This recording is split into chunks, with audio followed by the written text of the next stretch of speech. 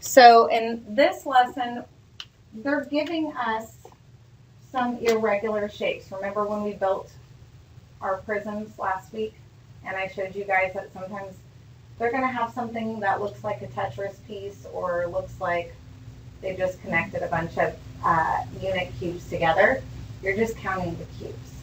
Now something I see that happens on this, see how you can see the top part of these squares right here that are part of the cubes? Some kids will count every square that they can see. And you start counting squares and you're not looking at the unit cubes. So when we're doing this, I'm going to be talking about layers a lot. Raise your hand if you've had a cake that's had more than one layer before. You know what a layer is, okay? So a layer, as you add them, they get bigger, taller, okay? So on these, I'll talk about layers a lot. This rectangular prism here, how many layers does it have? 3.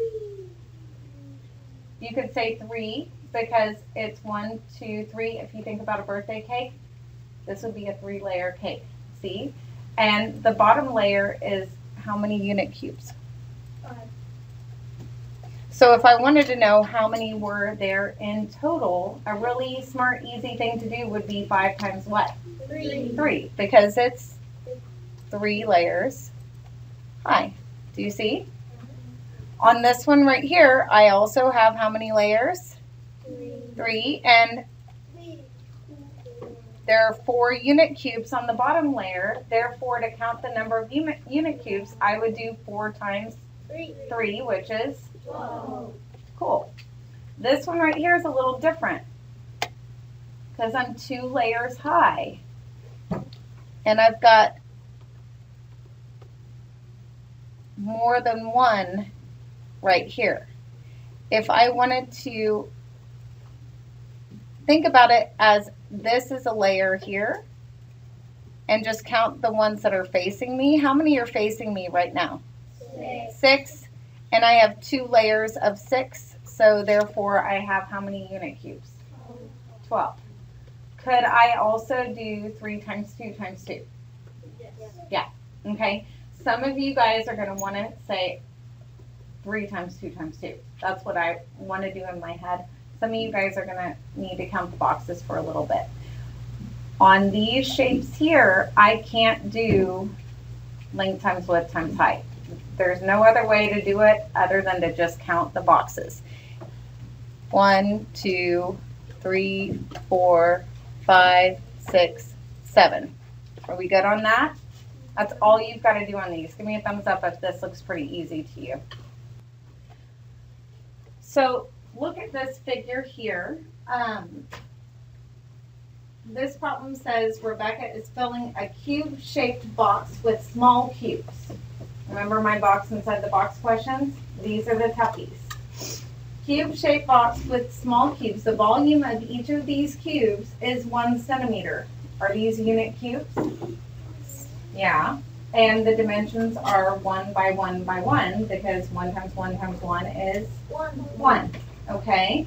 She already put some of these cubes into the box as shown in the model. What is the total number of small cubes that will fit in the box?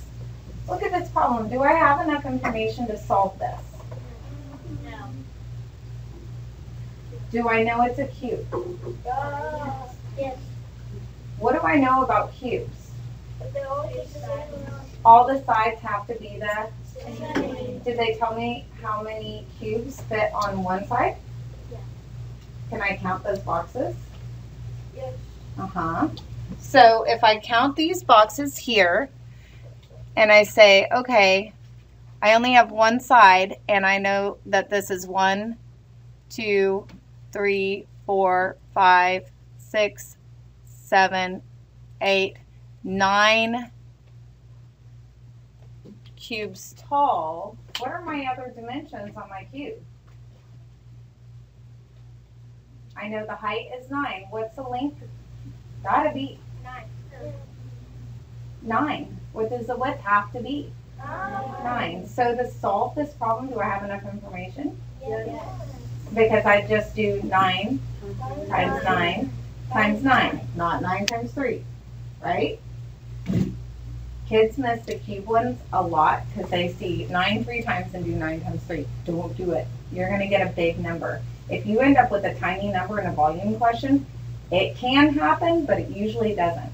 Because 9 times 9 is 81, and 81 times 9, mental math friends,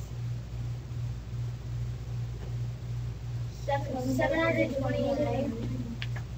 720, 1. no, 721. 729. You were close. Look. 81 times 9. What has to go in the ones place, guys? 9. I did 9 times 1 and 8 times 9 and then added it together. 8 times 9, 72. And my lovely numbers here. So sorry. 729 cubic centimeters. Sometimes they'll give you a bottom layer and it'll tell you the whole volume of the box, and you got to do some division to figure it out. So you're going to be seeing these in different ways. It's not just going to be a regular prism. Let me show you one other thing real quick before we split up.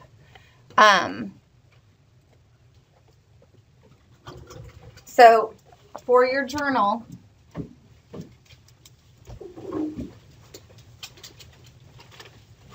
for volume,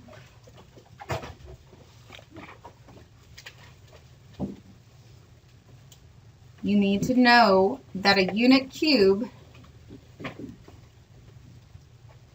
has dimensions of 1 unit on each side.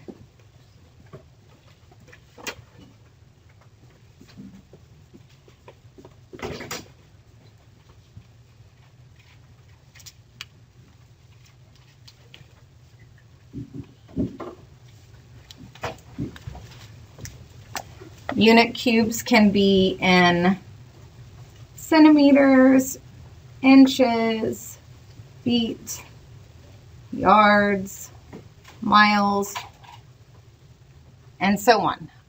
I don't know what it is until they tell me, okay? So it has 1 unit on each side. What if I have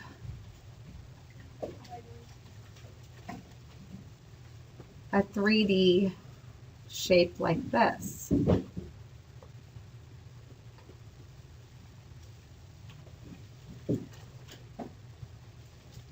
And I asked you to find the volume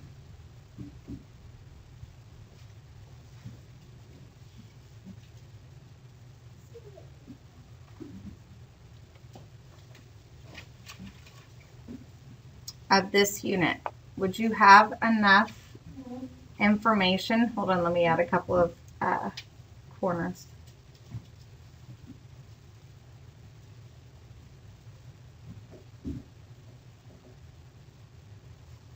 Let's make that 5. This is not a rectangular prism. This isn't a regular shape. Could you find the volume of this shape? If you've been successful at the puzzles I've been giving you, you'll be really, really, really quick to pick this up. What do I have to do to find the volume of an irregular shape like this? What would you do to figure it out? Yes, ma'am? I first split it up into 2 different boxes, and then so it divide 10. Good. So she wants to split it up into 2 different boxes. Give me a shake if that's what she were thinking. Could I cut this right here and say, okay, this box right here I'm going to do separate from that one? Yeah. So if I did this box right here, what would be the dimensions once I split it off? I take my knife and I cut this off and I put this box here. What are the dimensions of the box that I just took off this irregular shape? What do I know? What's the height going to be of this box? Is it going to be 7? or is it going to be 5? 5, okay.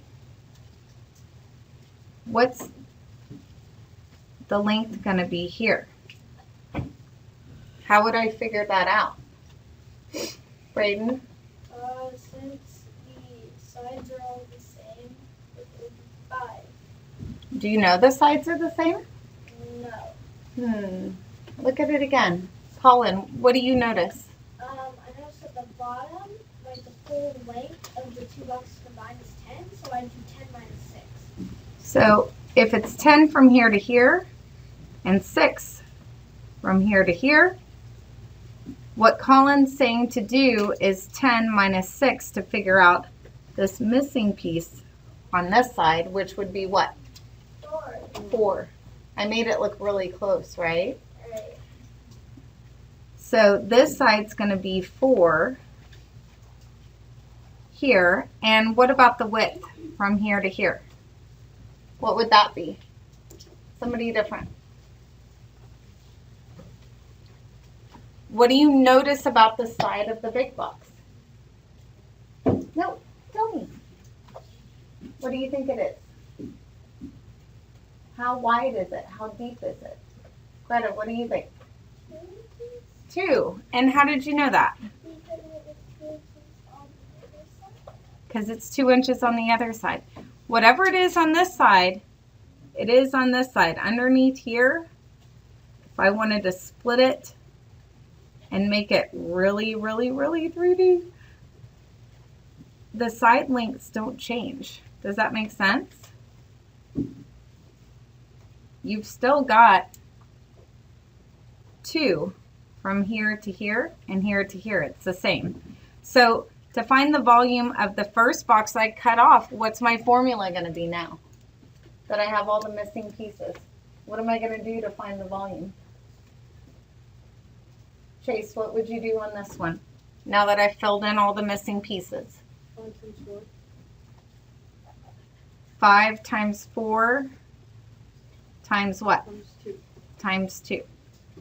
And 5 times 4 is 20, and 20 times 2 is 40.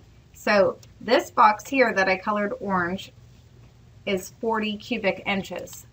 So now that we know that, how would I calculate the volume of this box here?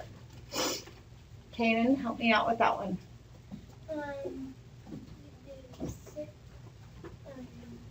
You do 6 times 2. Times 7. So the formula for this side, you're saying is 6. Would I use this 10 now? No. The 10 needs to be there so I can figure out the 4. But the volume for this box here is 6 times 7 times 2. I know 6 times 7 is 42, and 42 times 2 is...